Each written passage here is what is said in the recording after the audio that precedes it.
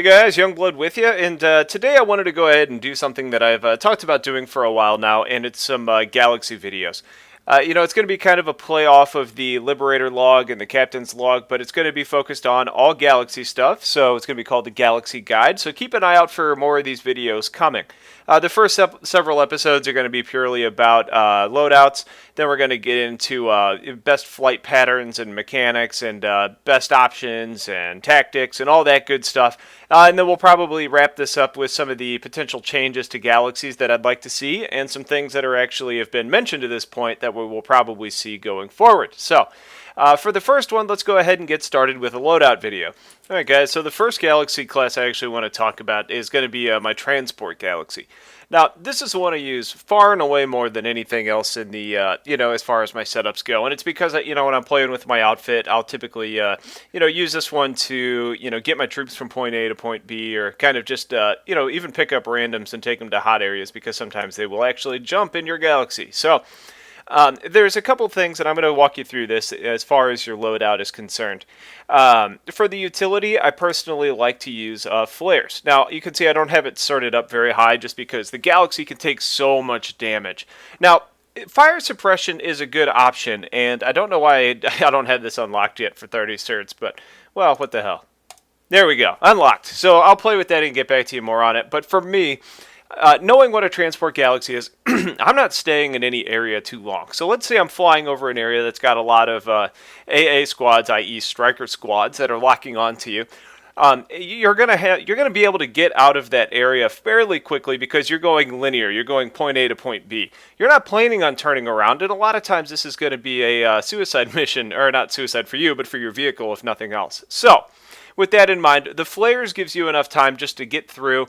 It'll let you get some of those lock-ons off of you, as well as give you a little bit more time before they can lock onto you again. So that's my personal preference on flares. Now, fire suppression could be a good idea, and I'll test it out and see what I think. But ultimately, fire suppression is decent, and let's say you're about to die, but you're close to your drop point. It'll buy you a couple extra seconds, but I just don't see as much value in that compared to the flares, which can help you prevent you from getting to the fire suppression needed stage.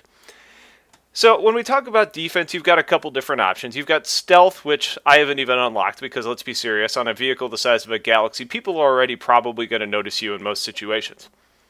Now, I do have nanite auto repair, which is something I use in a different Galaxy setup, and I'll talk about that in that video. But the one that I prefer to use most is the composite armor. Now, you can see it's just all the plates that you can throw on your vehicle, and it's just the same as it would be for any other, flying vehicle that you've got. And it's going to reduce damage taken by flak. Now, this is hugely important because it's going to increase your survivability. What are most of the places that you're going to be doing your drops at? Typically, it's going to be amp stations and tech plants, and both of those have a lot of AA towers. Sometimes you're going to be dropping at, biolabs or even smaller towers, for example, that all have AA turrets, all have vehicle terminals, meaning that there's a heavy probability that if you're needing to do a gal drop, there's probably going to be a lot of AA there, meaning this is going to protect you from some of that flak fire that's coming through. Basically, it's going to be about giving you some time. Now, my personal preference here for the airframe is going to be the racer. The reason that I've used racer is because I'm going linear. I'm trying to get from point A to point B as quickly as I possibly can. Now, Racer 3 makes you pretty damn fast, and it's actually really, really useful.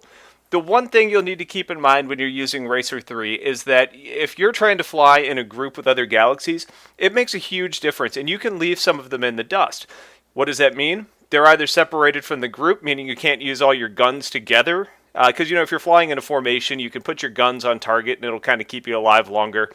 But also, if you're going in alone, everybody's focusing on you, not the other galaxy, meaning you're taking more fire at the same time.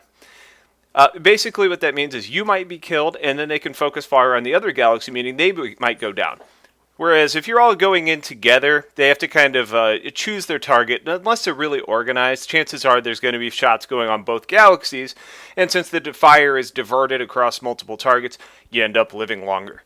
So that's one thing you just need to be aware of is the other galaxies. Just keep an eye on if you're actually leaving them in the dust. But that's going to be something that'll help you out overall. But especially if you're the only galaxy in the sky, having Racer is going to get you out of trouble areas a lot quicker. Now, as far as the weapons are concerned, you want to make sure that you've got the walkers on your, on the top and back, because, one of your biggest issues is going to be having the enemy fighters that are trying to chase you down and kill you. If you have those on there, it's at least going to be a deterrent to keep them away, and if they get too close, you could probably take them out fairly easily. Now, when we're talking about your options for the side guns, it's really between the Drake or the Bulldog. Now, the Drake probably is an easier shot for most people to hit enemy fighters. That being said, it's just a kind of an average weapon overall, so it doesn't really matter, but if you're going for pure survivability, the Drake is probably going to be your better option.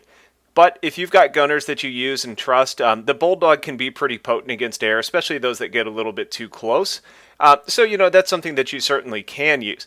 Right there, it doesn't really matter, but for pure survivability in the air versus other air, Drakes are going to be your better choice.